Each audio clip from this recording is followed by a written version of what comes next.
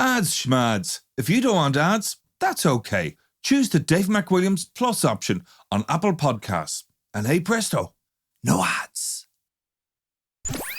To understand the economy, you have to understand human nature. This podcast is powered by Acast. How are you doing there? It is time for the podcast. I hope you are all fine and putting up with this kind of freezing cold weather. John is sitting here. He has had a panic attack this morning. So I've been very tender. We're going to mainline him. We're going to freebase some Valium after this. So you chilling. How are you, Head? This volume is kicking in now. Good man. Prozac Nation. Dunleary, Prozac Nation. Do you know what? I realised this morning that I'm actually claustrophobic. Okay. And I'm more claustrophobic than I thought I was. Everyone has a little bit of claustrophobia. But I was booked in to do an MRI this morning. And it's all part of my, our organ recital and our... Exactly. Don't include me in your ailments. Go on. So I arrived down to the hospital and, everyone was lovely. And, got dressed into my gear and stuck the yoke in my arm, which I hate anyway. But it was all lots of chat and bravado and stuff. And until I lay down on the tray... Love it. Into the coffin. They wheeled. That's what it was like. They stuck the headphones on and I had to keep my arms by the side and I wheeled in and they said, here's a panic button. I won't need a panic button. What are you doing? Panic? Never.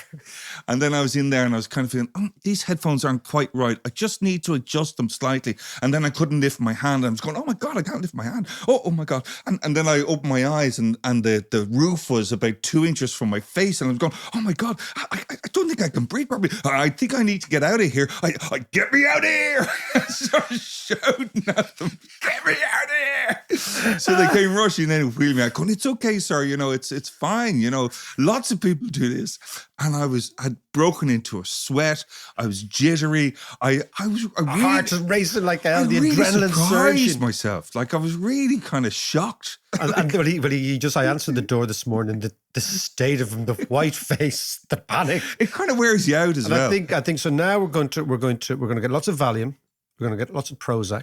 John is going to be completely zen. He's going to be like a housewife from Connecticut in the early 1970s.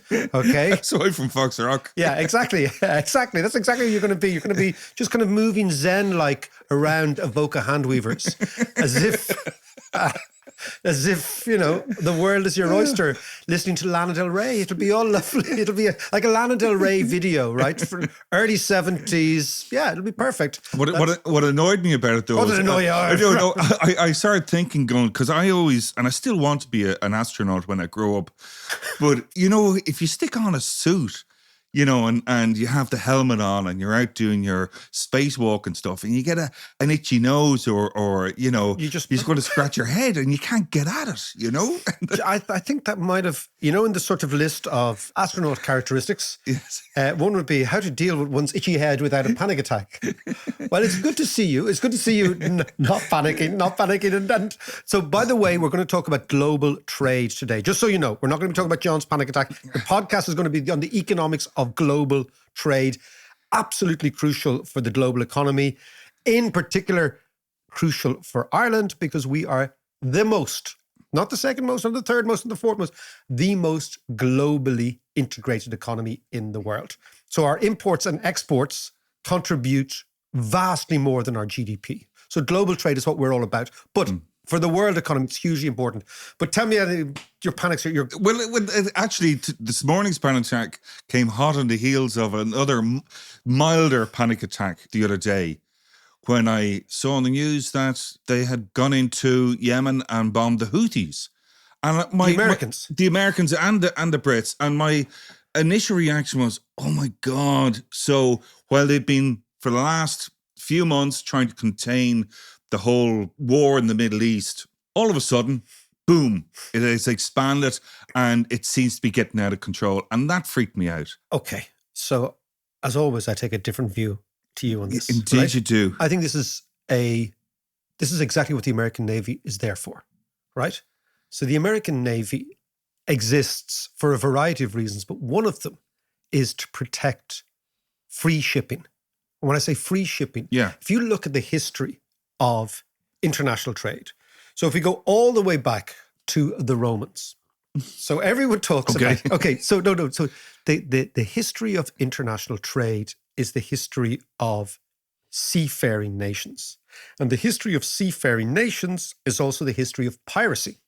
And the history of piracy is a cat and mouse operation between the pirates and the authorities as to who gets the right to actually travel the seas freely. Yeah. And for hundreds, if not thousands years, but certainly hundreds of years, large navies patrolled the world, which is why the Brits, if you think about the countries that got incredibly rich in the 16th century, right? Yeah. I'll go back to the Romans in a second, right? Yeah. Okay, because you always got to drop the Romans in, right? What have the Romans ever done for us? Right, so lots. The nations that got incredibly wealthy were also the nations that were maritime powers. So Portugal, Spain, Netherlands, Britain, in the European context, right? Yeah.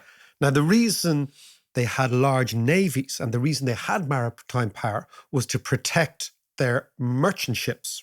And their merchant ships were the ones that were opening up the world, right? Now, fascinatingly, to jump to now, in the past, you had to pay a tax to the Brits or the Dutch to protect you. So if you didn't have a navy and you wanted to trade in this game, you basically had to pay a fee to them, right? You had to pay almost a tax, right? Yeah. For like a protection racket. The Brits ran a global protection racket called the British Navy, right? Okay, that's what it was, right? Sopranos of the high seas. The Sopranos of the high seas, you know, and let us not pretend that Irish people weren't involved. Like, for example, my great uncle died in the British Navy in the Second World War, right? I mean, we were very much involved in right? After the Second World War, the Americans did an extraordinary thing, which was they elected to protect the high seas from piracy and do it for free. So the American Navy, which was, in terms of ships, the biggest navy in the world until about 4 months ago when the Chinese have actually taken over them, right? Which is also another... China is adding, imagine this, every 4 years, China is adding to its navy the size of the entire French Navy. Wow. Every 4 years, right? So the Chinese are investing enormously in the Navy, right? The interesting thing with the Americans is that they don't need the world. We always said this, right? And if you read Peter Zayan's book, okay, and I'm going to talk about that book quite a bit in this podcast. Very, very brilliant book. It's called The End of the World is Just Beginning by Peter Zayan. Really interesting. And he focuses a lot on maritime transport and the idea of the global supply chains and the idea that we're all completely integrated. But I come back to the idea of the American Navy.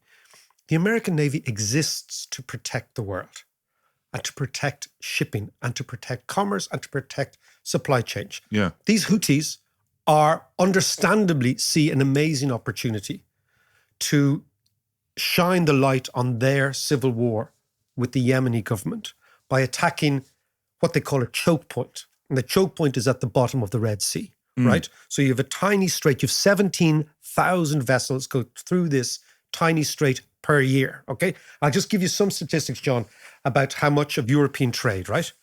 So 1/3 of all container ships in the world go through the Suez Canal and that little choke point at the Red Sea where the Houthis are. 12% of all oil exports, all of them, 8% of all LPG go through there, right? 40% of all Asian European trade, right? When we think about trade, it's sort of a bizarre thing. Imagine you go into, we were talking about Avoca hand weavers, right? Just now, right? Imagine you go into Dunnes Stores and you go through the aisle of Dunnes Stores and you see the extraordinary amount of things that are imported. You know, every single thing that we eat every day, the vast majority, look at your phone, all the little components in this, right? Yeah. They all come from all over the world.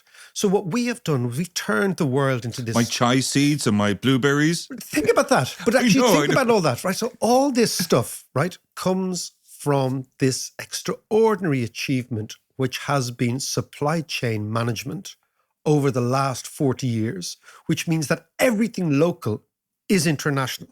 Now, 90% of every single good that is transported in the world is transported by sea.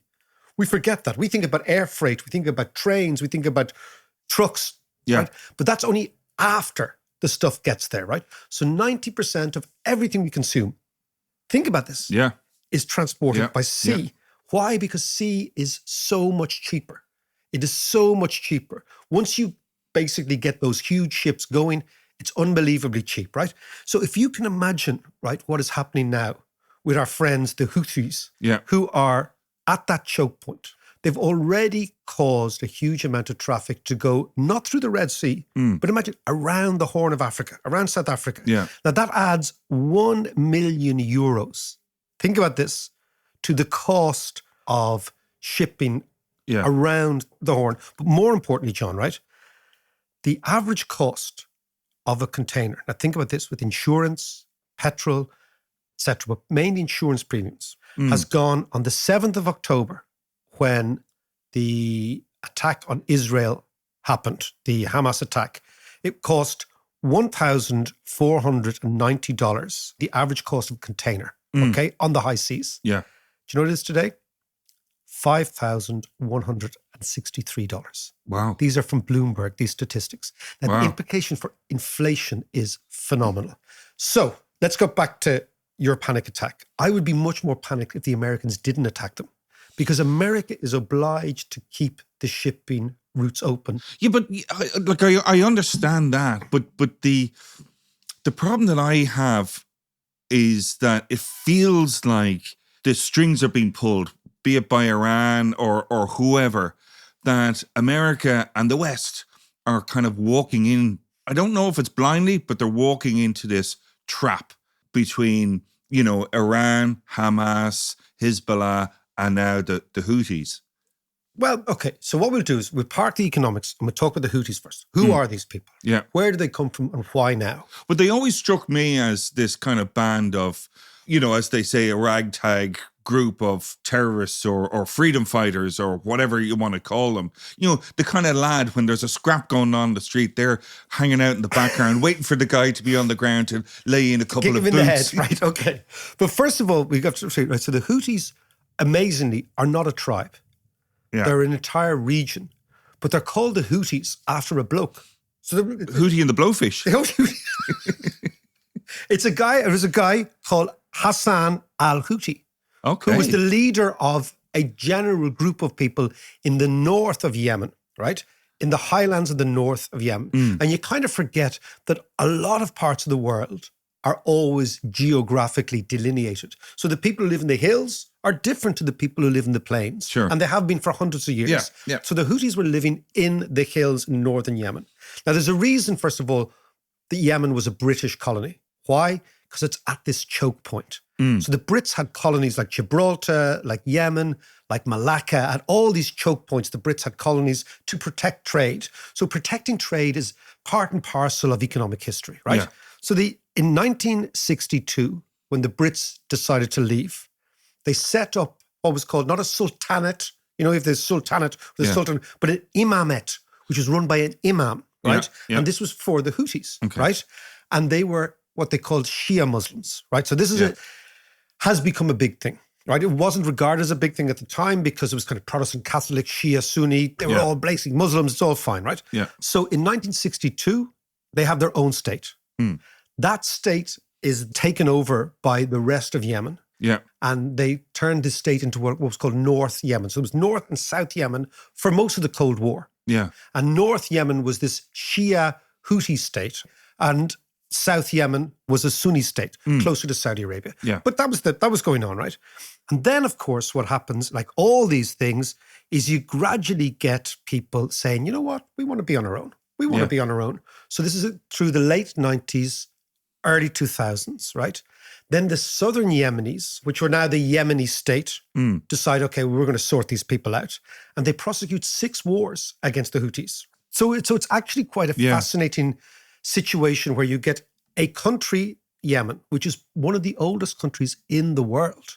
It is one of the oldest places where civilization, because think about out of Africa. When humans first came across, they came across that tiny little strait from Africa. Yeah. So this has been populated for tens of thousands of years, right?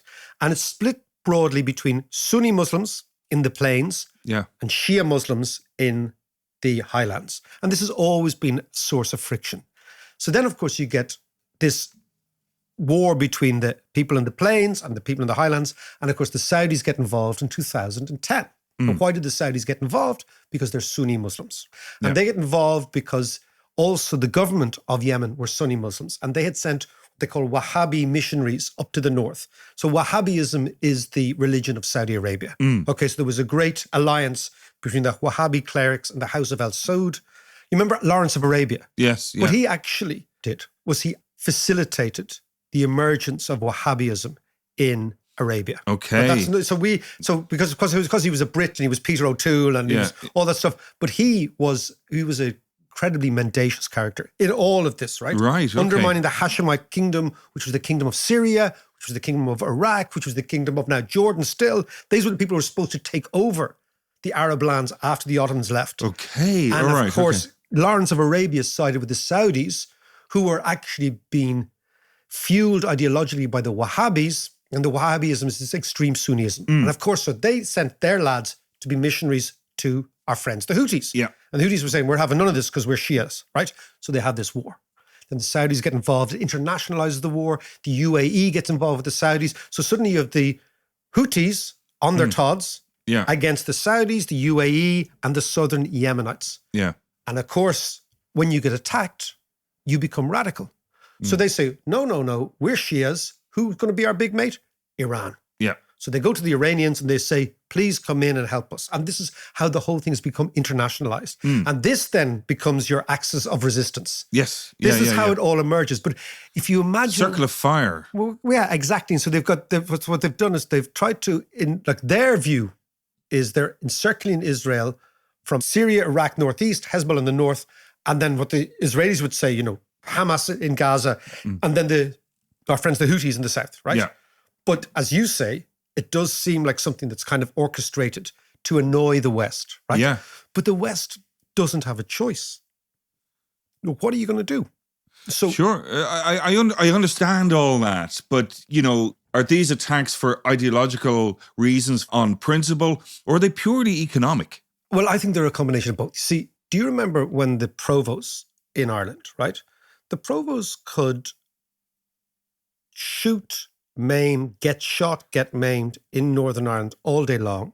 And the Brits kind of switched off after about 1972. And then the provost said, the only way that we can actually grab the attention of Britain is by having these bombings in London when we were there, right? Yes. They used to call them the spectaculars. Yeah. So it was a tactic on the part of the organization to internationalize the conflict, right? So one bomb in Hyde Park, in their calculation, was worth 10 bombs in Belfast. Yeah. So that's why they did it, okay? And Canary Wharf, we were there during that time. Yeah. Same sort of logic. What the Houthis understood is two things. One is they started to bomb Saudi oil terminals in 2017.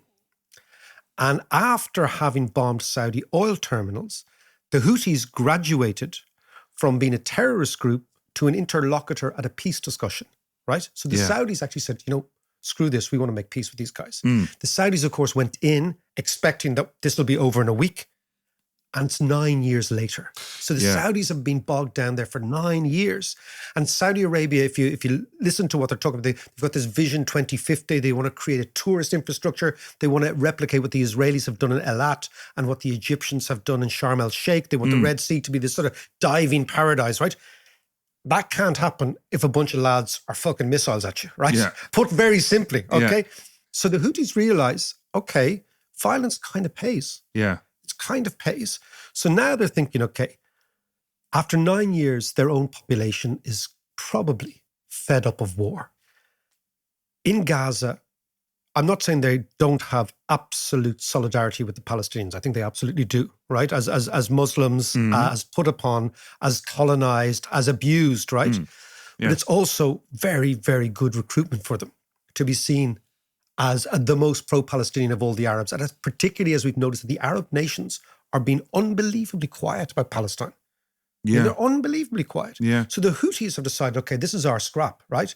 So it gives them a flag of convenience, I think, politically. But I'm not saying that they don't have absolute solidarity with the Palestinians, right? They also realize, look, if we can lob a few missiles at a few tankers, now think tankers at their full speed go at 17 nautical miles an hour. So they're very slow moving, right? Yeah. You can hit these things incredibly quickly. So for the Houthis, you can understand, like, these are not stupid people. They're in a negotiation. They understand that violence pays. They understand it gives them leverage.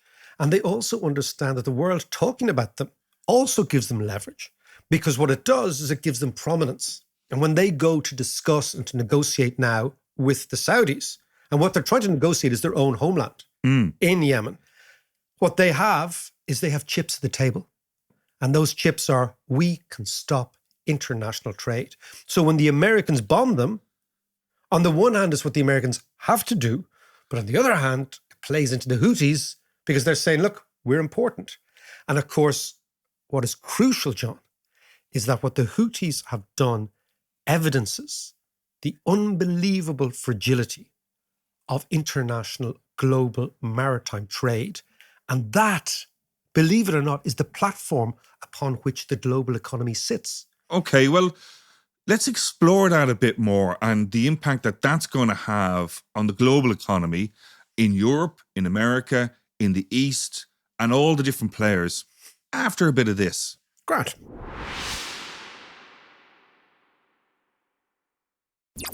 Mark, we've been speaking about the Houthis and who they are, and also the latest developments in the war in the Middle East and what it might do to global trade. So let's explore that a little bit more. Okay, well, I mean, the most important thing for the West here, which explains why the Americans bombed the Houthis, is that 90% of all global trade goes by sea. The vast, vast majority of sea is the open sea. But there are crucial choke points. Now, again, what I'm going to say, if you're interested in this sort of stuff, I recommend a book called The End of the World is Just Beginning, Mapping the Collapse of Civilization. Now, it's a little bit apocalyptic, by Peter Zayan, who's a geopolitical strategist from the States. Perfect beach book. Perfect beach book. Perfect my beach book, right? Everybody else is reading Mills and Boone, and I'm reading this sort of stuff. But there are many arguments in the book. But his focal point is, we do not realize how lucky we are. We do not realize how unique the moment is.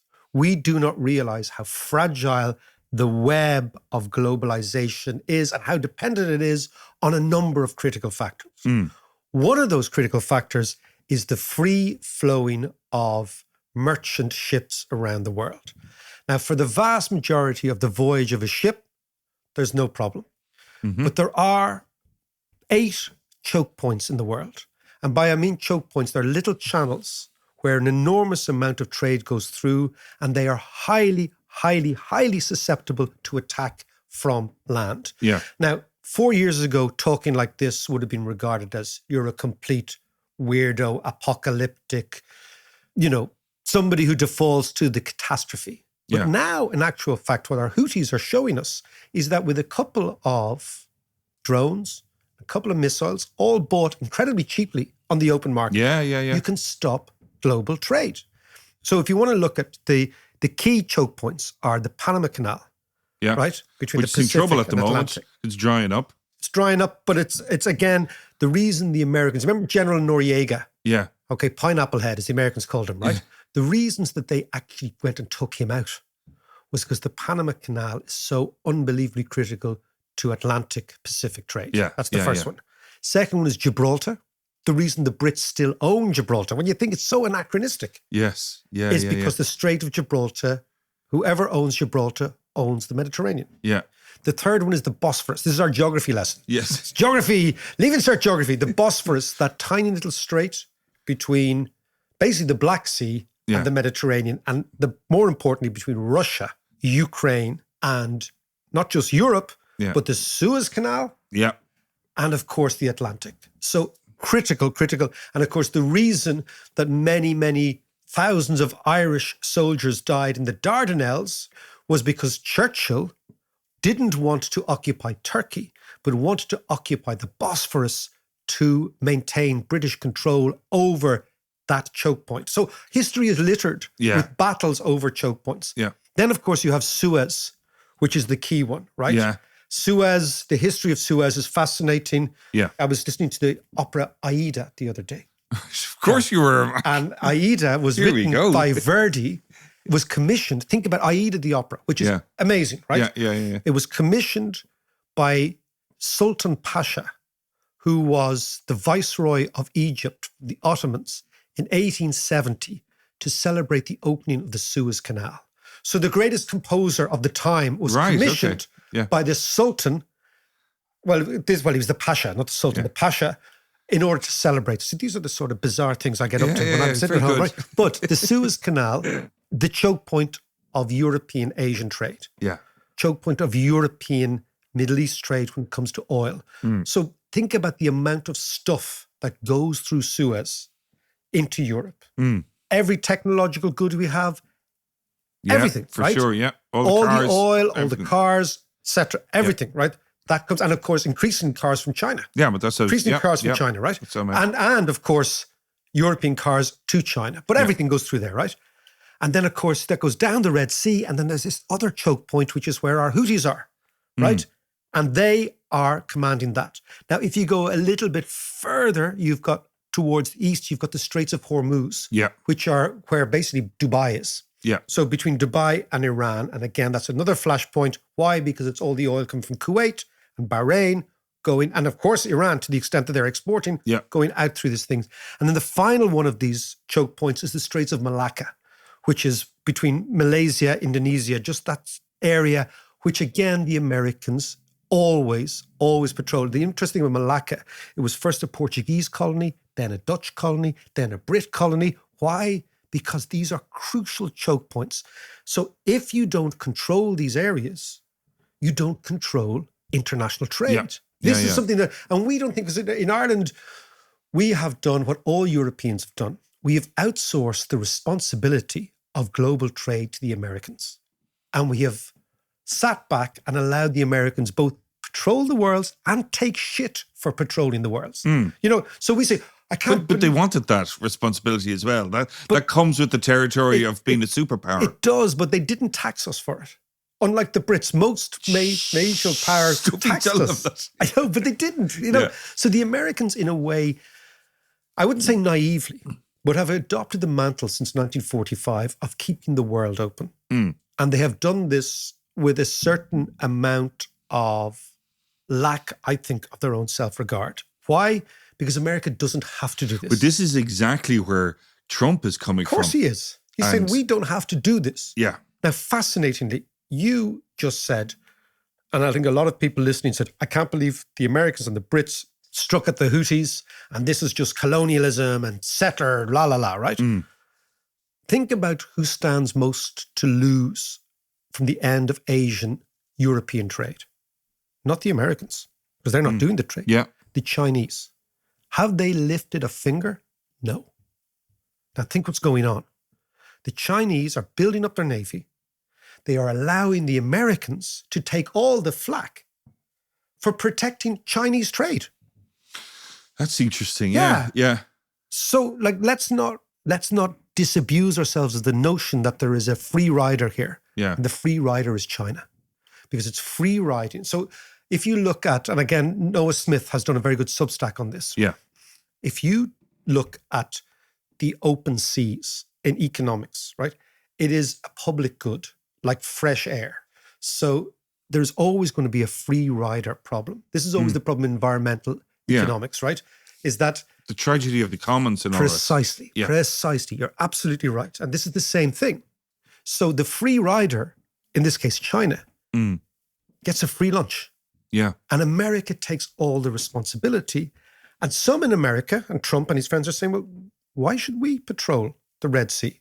We don't do any trade between Asia and Europe. We have no skin in this game in particular. Yeah. We can actually disappear from this world. We don't need to do this. They need to do it. And have the Germans decided to pay for it? No. Have the French? No. Have the Italians? No. Have the Brits? A little bit, right? Yeah. And have the Chinese? Have the Japanese? People who really, really benefit. But is this also playing into the good fortune for China, because it does keep a certain part of the American Navy occupied while they build up their course. fleet and put course. their beady eye on Taiwan. Yeah. So I'm just saying, like, when we see something like the Houthis and we think, oh, this is kind of related a bit to Gaza, which it is. This is related to Iran, which it is. This is related to Sunni Shia, which it is. The job of us actually in this podcast is to actually seek real altitude and say what actually is going on and what's at stake here. And what's at stake here is, what did you call those things you were eating this morning? Chai seeds. Yes. John's Chai Seeds. Actually, the title of this podcast is going to be called John's Chai Seeds and the Houthi Problem. What am I going to do when I run out of chai seeds? But what is at stake is the international global system that we have benefited from, we have contributed to, and we hope that we will continue to benefit from. And what these choke points are saying is they need to be protected for us. Not for them, but for us. Why? Because without these, global trade stops. And it doesn't just stop, it gets incredibly expensive. So we'll end by going back to the pandemic, right? Okay. During the pandemic, what happened was global supply chains were affected very badly by what you would call continuing shutting down of factories in countries that got COVID. Yeah. And so suddenly you get supply chain problems, you get huge problems in manufacturing, you get huge problems in transport, you get huge problems, and it all manifests itself in inflation. Yeah. And for the last 3 years, global economics, at least on the monetary side, has been trying to come to terms with how do you get rid of inflation? That's been the whole thing. So interest rates have gone up. The whole body language of the global economy has changed because of structural problems in the global supply chain. Now we have exactly the same threat. I mentioned at the very start how much more expensive it is to ship commodities, to ship cargo ships. We're talking about 5 times an increase from about $1,400 to $5,400, right? So not 5 times, maybe 4 and a bit, right? That's a phenomenal increase, right? Sure, That's the real thing. Think about lots and lots of Maersk, which is the great Danish container company, is rerouting lots of its stuff around the Horn of Africa. Just think about the amount of fuel that's going to cost, right? If nothing else, right? So what we have, John, is, again, it's always to see the links. There's a link between petrol prices, between inflation, goods prices, commodity prices, right? Between urbanization. All our urban societies depend on global trade. Yeah. We don't even think about it, but we absolutely depend on it, right? We've spent 4 years since the pandemic trying to fight inflation. Our friends, the Houthis, have done in 2 weeks what's taken us 4 years to try and reverse, which is they've spiked up the price of doing business. And the price of doing business globally is the price of the economy, right? If you actually think about it, right? And as long as you can keep the price of doing business low, then the global economy thrives. If the price of doing business increases dramatically and in a very, very quick period, we're talking over 2 or 3 months, then of course this feeds back into supply chains, it feeds back into the industrial economy, it feeds back into everything. And then you get inflation rises again, and suddenly our friend the Houthis become the Fed's problem.